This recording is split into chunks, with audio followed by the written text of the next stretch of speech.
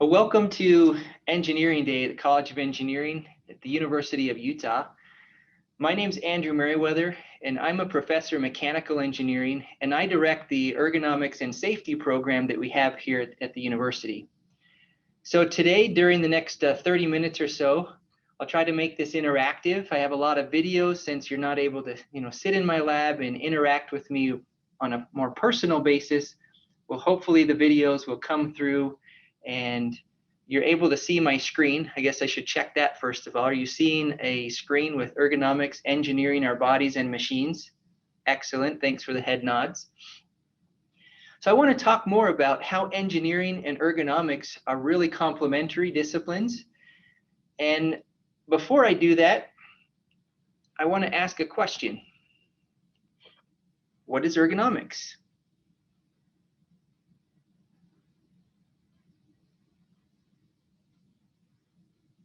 Anyone brave enough to guess or answer the question? What's ergonomics?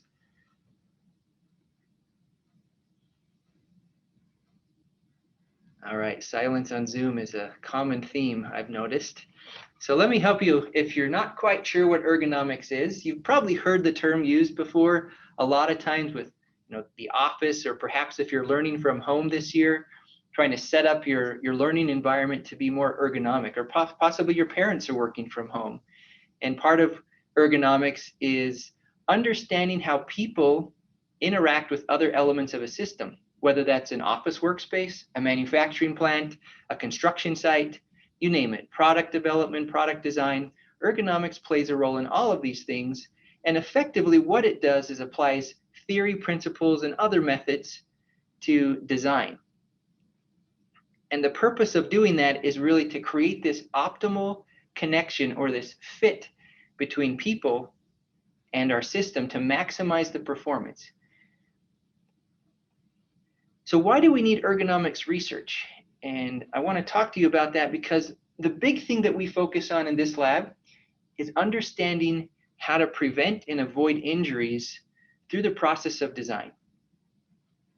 Because there's some pretty staggering numbers out there, the number of people who are injured at work, and I'm not talking about so much accidents like acute injuries, but long-term chronic exposures to repetitive motion, excessive forces, and long durations lead to a number of very disabling and costly outcomes like back injuries, okay? So ergonomics is applying science and engineering to prevent injuries. There are two major types of injuries that I want to talk about. The first one being sudden external forces that cause an injury. These are acute impacts like maybe a concussion from playing a sport, or a slip or trip or fall at work. And they lead to contusions, bruising, cuts, fractures, amputations, and other things like that. Volitional forces are sub-maximal forces that occur over a long period of time, such as what's common in musculoskeletal disorders or musculoskeletal injuries, back pain, shoulder pain, knee pain. Effectively, all soft tissue pain, chronic joint pain leads to negative outcomes and experiences. So what we try to do in ergonomics is understand what causes these injuries at a subacute level over a period of time, so we can design our environment and our systems to prevent these injuries and make them more comfortable and safer for people. So if you look at it with this Venn diagram, the real purpose of ergonomics is minimizing the mismatch that occurs between requirements and capabilities. And a lot of times as engineers, we figure out what those requirements are. We understand something about what capabilities of people are, and that's biomechanics. And we also work a lot with healthcare providers, physical therapists, occupational therapists, doctors who understand the disease or the treatment side of the equation. And we work hand in hand with them to figure out how to best fit an environment, a system to people. But ultimately, these objectives lead us to some really, really important outcomes. And that's the idea of improving our performance as people, improving our safety to reduce injuries, reduce the need for extra training and reinforcement of that training, and improve user satisfaction. So who of you have ever picked up something, a device, technology, and it was just really difficult to figure out how to use? Has anyone ever had that experience? Yeah, I think we probably all have in one form or another.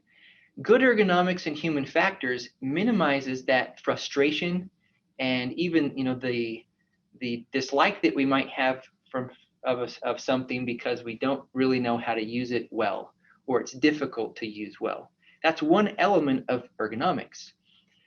So our poor donkey here was mismatched with his system that was overloaded, right? And this led to an unfortunate circumstance for our donkey. Ergonomics is minimizing that mismatch. So we understand what's that donkey capable of. We understand something in this case about fulcrums, about weight and balance of that weight and capabilities in order to prevent this kind of thing from happening. So the question I have is, how do we prevent these injuries if we don't know how, where, or to whom they occur? It's really hard. As engineers and as upcoming scientists, I'm sure all of you are pretty handy and good at science and math. Probably. That may be one reason why you're interested in engineering. It's kind of known for that, right? But sometimes the problems that we're trying to solve aren't just trying to use the same hammer that we have and we're looking for nails to drive. Okay, we're actually trying to figure out, well, maybe we need a different tool completely. We don't need a hammer, right? We need a power drill or something because the nails that we're driving aren't actually nails. And that's really a part of the challenge with ergonomics research. So our body is a machine. That's kind of the title of my topic today, because I want to introduce you to the research we do in ergonomics that models our human body like a machine. Okay, and we do that, if you see on the picture here, we can separate all the joints and muscles and tendons and bones into components that we can model using mechanical systems. We can use motors, right, pulleys, ropes, actuators, sensors, a lot of things to make machines more intelligent, right? So here's a picture of an arm that's been modeled with different degrees of freedom and torques, rotations. And then this is a musculoskeletal model of that that can be derived from the body. And then over here we have a robotic hand that we made here in our lab. You've maybe seen this. It's an open source printable robot called InMove that you can download all the files on the internet and build at home. So we built one of these because we wanted to study how the hand moves. And you'll notice a couple of interesting things, right? The muscles in your forearm actuate your fingers. If you all make a fist and you feel your forearm, you can feel all the muscles tense up, right? That's because our motors, the muscles in our arm, are connected to our joints, the fingers in our hand, through a series of ropes and pulleys, tendons and ligaments, okay? So by modeling machines after the human body, we actually learn a lot from nature. And the body's just one phenomenal example of how fascinating nature is in what we can do with a little bit of force, right? If we had all the muscles or the actuators in our hand, think of how unfunctional or dysfunctional our fingers and hands would be. We'd have a hard time doing a lot if all the muscles that control our fingers were at the fingers, right? So we use modeling and simulation a lot in research. What's the purpose of a model? What do you think? Why do we model and simulate physical systems? Can we learn something from modeling? We can. We can visualize complex things, including the human body. We can probe different parameters that are difficult to measure. Like if I want to understand how much tension is in a tendon during a contraction, it's pretty hard to measure that inside your body, right? There are methods, and it's been done mostly with animal studies, but it's difficult. So we can model that. We can also perform what-if studies. That's really where simulation comes into play. We run lots of different simulations to try to figure out if this, then that. And then we identify cause and effect relationships. So models are extremely valuable, and engineers design those models. And we model complex systems using like Newton's law and other principles. So here's just a picture of what a mathematical model of the lower body may look like. We have a series of connected links. We can know the position and orientation, accelerations. Anthropometry or anthropometrics is just a fancy name to say the study of the human body and the measurement of the human body. And we can understand external forces, whether we measure those with load cells or other mechanisms. So if we were in the lab today, I'd show you that we do a lot of work with optical tracking systems so we can get a better understanding of the movement patterns of the body. So on this picture on the right with this runner, you see these kind of lit up white dots. Those are physical three-dimensional markers that are coated in a special reflective tape. And we have infrared cameras that see all of those markers. And with a whole bunch of those, we can triangulate the position of those markers in a 3D space, which is kind of shown down here in a laboratory, right? This is 100 or more cameras. In my lab, we have 14 cameras that we typically use. So I want to talk to you about how we model the body as a machine and then simulate with those models different activities to understand how to prevent injuries. So we create a segment model. We place these markers on very specific landmarks on the body that define bones and other joints and that kind of thing. And then we model those as skeletons, and we can create avatars for 3D simulation and rendering. What that basically looks like, so at the bottom, and let me know if these videos are too choppy or they're not coming through very clearly, but on the bottom you see someone who's walking on an irregular surface. Think of walking on cobblestones. This is an elderly person, and you can see the behavior of their hands and their feet as they step on the different surface and they get wobbly, right? We're trying to study falls in this particular research to figure out how to retrain or improve and enhance the motor control system of the human body to prevent falls, especially falls among the elderly, because they can be catastrophic. On the right here is someone doing a simulated teleoperated surgical task. So imagine a surgeon's interfacing with a robot, and they have this robot interface, and then there's a robot at the operating table that's doing the actual surgery. So we're trying to understand how to improve the fit between the surgeon and the robot to improve outcomes. We also study muscle activity or electromyography. So the sensors you see on the arm here are actually measuring the electrical potential that's being sent through the nervous system to make your muscles fire, right? To tell them it's time to contract and produce some force. And we can measure that with sensing. And from those measurements, we can understand how much force muscles are producing based on something called electromyography. This is what's used with robotic prosthetic limbs that are using nerve ending or nerve signals that are still there to control actuators, to like the Luke arm, if you've seen that. And I want to show you something in our lab. So Mohammed's one of my PhD students who's trying to understand the effect of strengthening the neck and neck muscle contractions on reducing concussions through in contact sports. So we have this kind of torture chair that we've put together in the lab, and we've asked people to volunteer and come in, and they're strapped in, they're attached to the chair here, they have a headband on, and then we have these ropes that attach to the headband with a mass that we can drop using an electromagnet, and then that creates an impulse, okay? So we're trying to study the neck muscles. And here's a video, here's a model of the neck. There are a lot of muscles going on in the neck to help stabilize the head and prevent injuries. In this particular study, this is slowed down so you can see what's going on. It happens very fast. So the study's going, you just saw the drop of that weight, right? And then you see a pretty nice impulse to the head. On the left here, this is the electromyographic signal of many of the muscles that are modeled in that right figure of the neck model. And we're measuring that. You can see the markers here for motion tracking.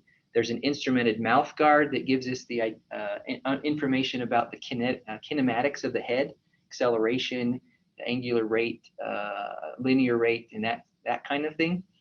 And this was a surprise impact. So the person didn't actually know their warning was coming. So think of it like a blind side.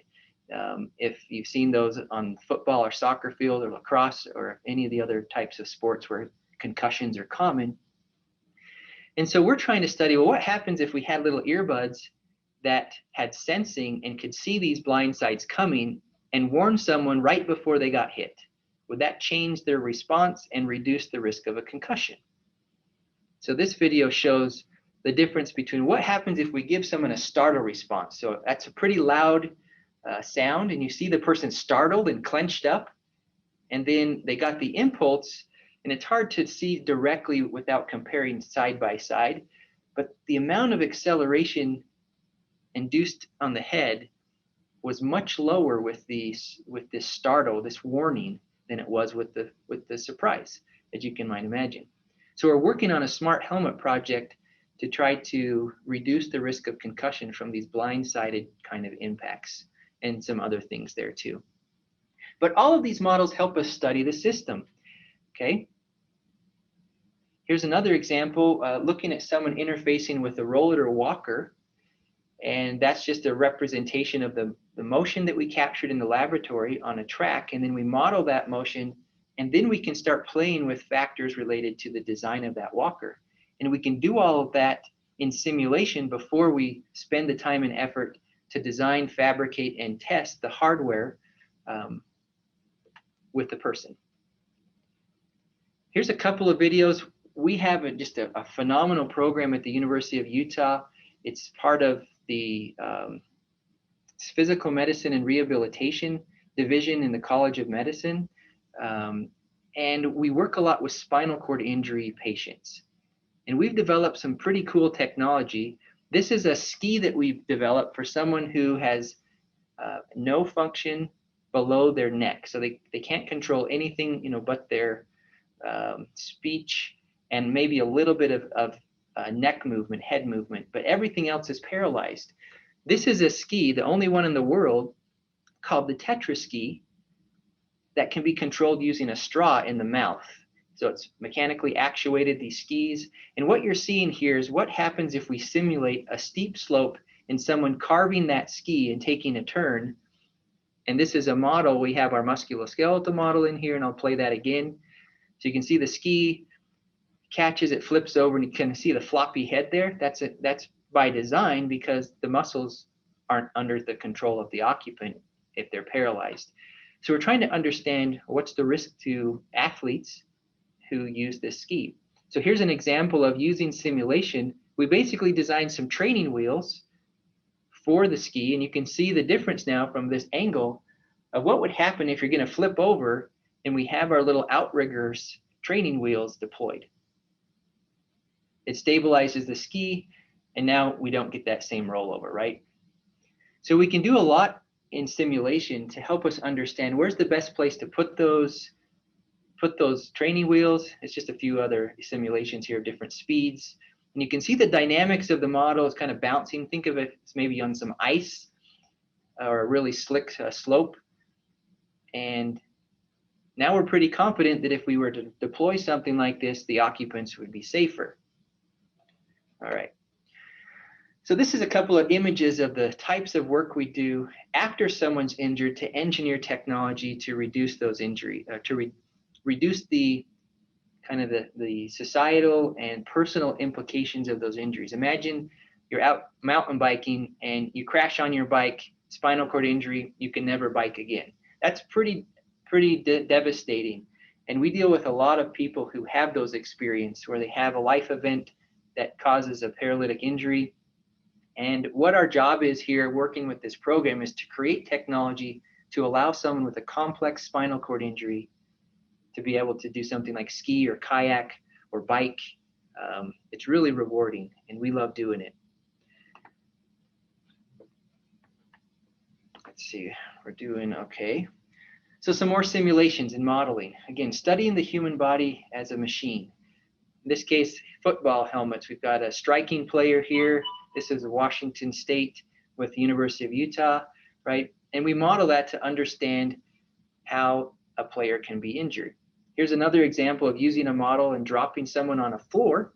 And then we can change the stiffness or the softness of the floor and figure out if we had impact reduction flooring in like a hospital and a patient falls, can we reduce the possibility of an injury? We do a bunch of work with robotics and human robot interaction. My student Roya has been working on this. She's a PhD student about to finish up. This is just a vacuum robot, a Roomba, that's been modified with a robotic gripper. And the whole purpose of this this robot, is to deliver a mobility aid like a walker to a patient. So I'll give you some pictures here or some more videos. So we do a lot of modeling and simulation with our engineering backgrounds. Here's a couple more images of the robot in action. You can see on the screen the line, the pink line, the purple line. Those are the goals that the robot wants to accomplish with the physical walker. It wants to move it into the location where that kind of shadow walker is located.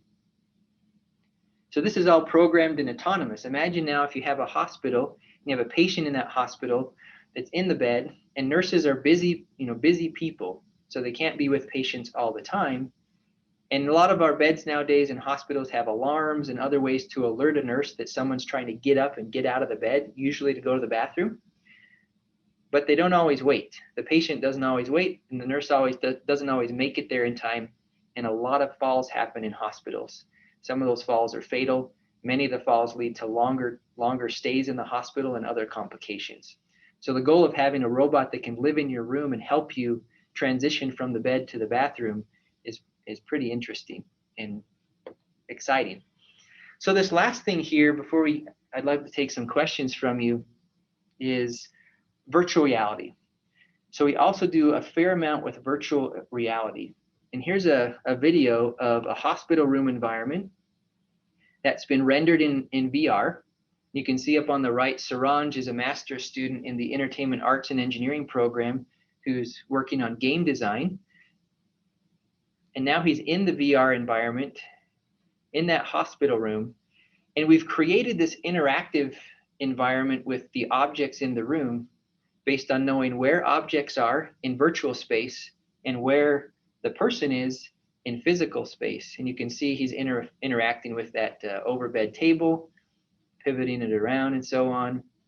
And we can also marry these virtual objects to physical objects, so there's more haptic feedback versus just the controllers give you kind of a vibration when you touch something, but that's not really great. So now he's going to go into the bathroom. He's opening the virtual door.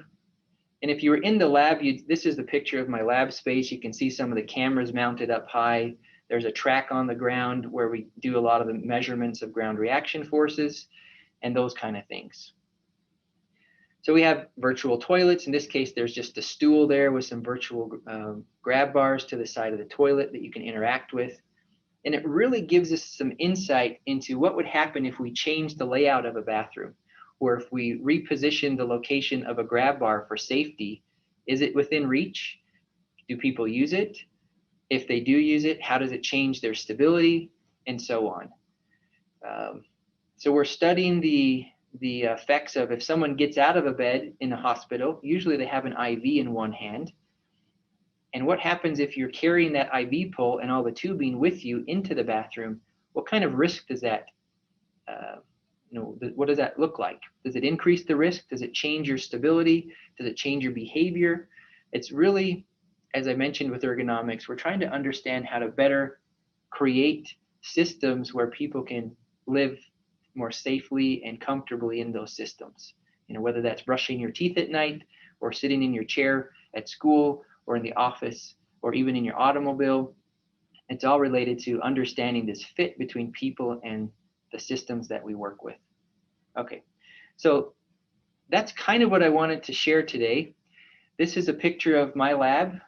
I have about 15 graduate students and 35 or 40 undergraduate students working on design projects at any given time.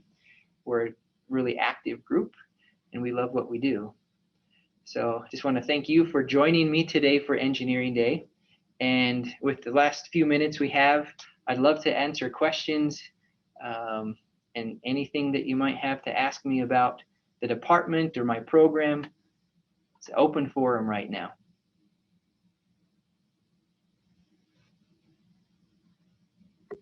So I had one question. Sure. So I was wondering, I saw a lot of the projects that you're doing have to do with like the human body, and those are also, I guess, kind of applicable to biomedical engineering. So are there collaborations between different engineering departments for different projects and classes? Yeah, absolutely. Right now, I have 3 biomedical engineering students who are in my lab, even though I'm in mechanical engineering. And I collaborate with people from bioengineering, occupational health and safety, physical therapy, physical medicine rehab, surgery, orthopedics, human factors, psychology. It really deals with, well, it's not an isolated discipline. So bioengineering students a lot of times will cross over, at least in the biomechanics world that I deal with. It's a good question. It's very multidisciplinary science. I have a question. Many of the things you showed us today were about like sudden injuries. Do you have any projects in the works that are about like injuries sustained over time? Yeah, definitely. The injuries that occur over time, like the musculoskeletal soft tissue injuries, which I showed the statistics of at the beginning that are very costly, those are hard to understand, but we study a lot of back pain. We study exoskeleton use in the workplace. We try to understand repetitive motion of the hands and arms to try to reduce things like carpal tunnel syndrome or medial and lateral epicondylalgia, which are just disorders of the tendons in the medial, so the inside part of the arm or the lateral part of the arm. Sometimes they call them golfer and tennis elbow. And I work a lot with epidemiologists. So these are, you've heard a lot about epidemiologists with the COVID crisis, right? Epidemiologists study disease over time in populations. So in the work that I deal a lot with occupational populations, people doing all kinds of different work across multiple industries, and we study them over time, and we try to model their exposure to things like how much force do they have to generate? How long do they generate that force? How frequently do they generate the force? What posture are they in? And we use models to try to interpret if someone worked in that posture, applying those forces for this amount of time, what's their risk of an injury?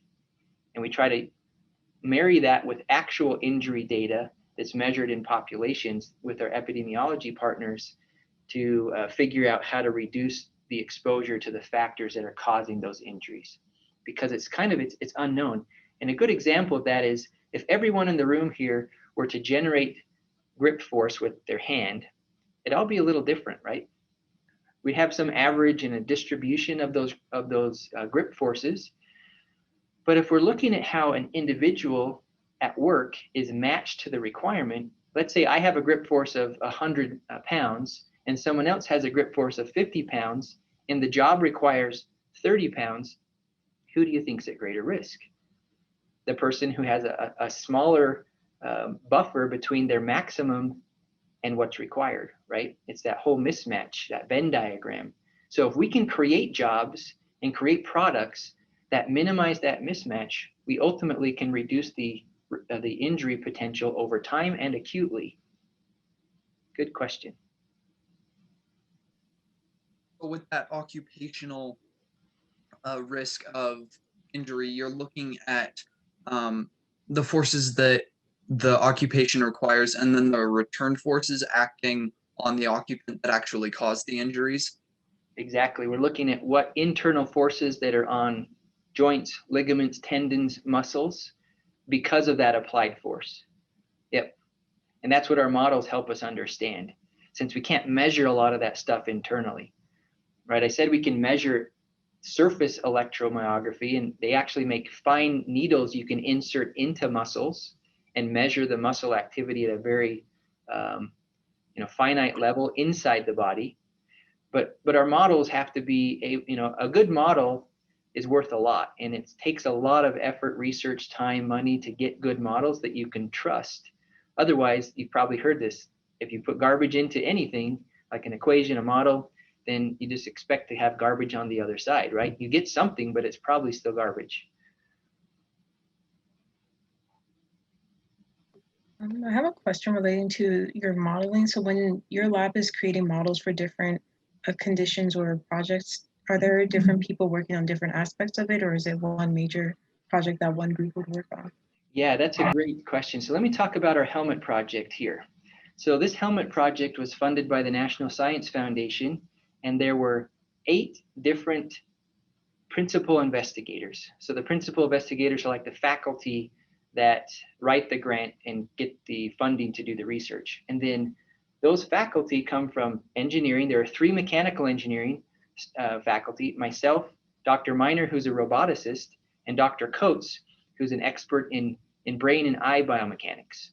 Okay, so our 3 disciplines, mine's ergonomics, posture, and understanding the, we'll call it the macro level movements of people.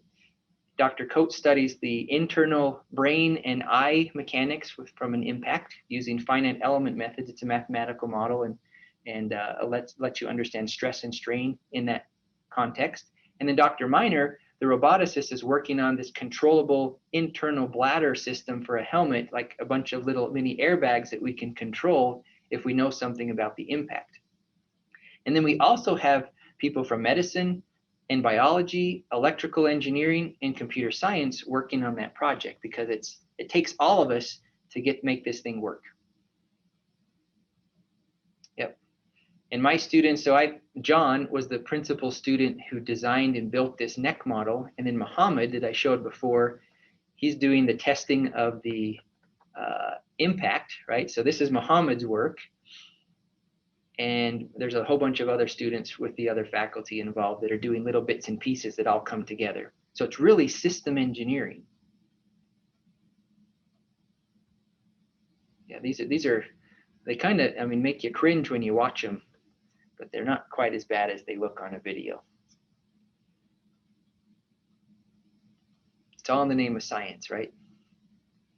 These are very much lower than any concussive level you might expect to see from like a helmet-to-helmet collision on the field or a whiplash in an automobile like collision. They're very, very low. So we try to extrapolate those low exposure measurements from our lab studies and our model. And then we use the model. Again, another reason why we use models is we can't put people at risk in the lab, right? There's restrictions for good reason that we can't subject somebody to an injurious research project.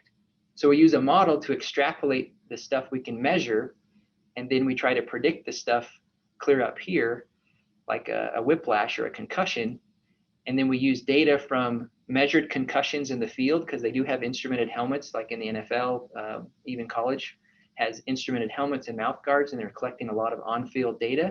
And we have data from automobile collisions, and we try to map our model to those other higher risk environments.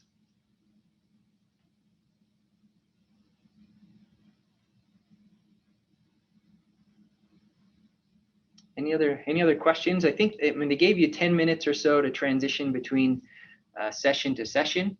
So you're welcome to hang out, ask more questions. Otherwise, I hope you enjoy the other tours that you've signed up for today that are virtual. Hopefully when the pandemic's over, you can come visit us. The invitation's open anytime. You can find us on the web let me actually go there real quick since we have a moment.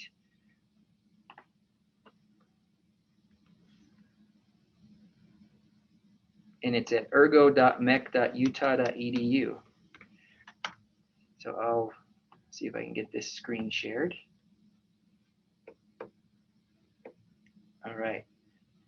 So this is our homepage. Tells you a little bit more about our program, what we do, who we serve, what research gets us excited. There's a list of faculty, staff, and students. So you can reach out to any of the faculty in the department and ask questions. You can talk to our grad students. So we have a page with all of our grad students and a little bit more about what they're working on and some of their projects. And so you can see, Muhammad, Jamie, Alex. In my lab is somewhat different than many labs in that like almost every one of the students here has their own project, and they're the lead on that project. So I have a lot of projects, all of which deal somehow with this idea of understanding how people and machines and other systems need to work together to do so in a safe and effective and efficient way. So that's our website. Some of our other projects, I didn't have time to talk about everything, right? But you saw a little bit about our fall risk assessment. It's a really cool paraglider device that we made for paralyzed pilots. And we partnered with a local nonprofit called Able Pilot, and we built this paragliding buggy for people to paraglide who are paralyzed. Here's a picture of our kayak used by a patient at East Canyon. This is Dr. Rosenbluth, who is the leader in spinal cord injury therapy here at the university. You saw some of this before from our robot. We do a lot of 3D printing for rapid prototyping. This is a robotic ankle simulator where we try to understand foot contact and slips and falls in different environments. So we do a lot of really cool stuff, I would say. I mean, I'm biased, but we do lots of stuff from robotics to epidemiology and everything in between.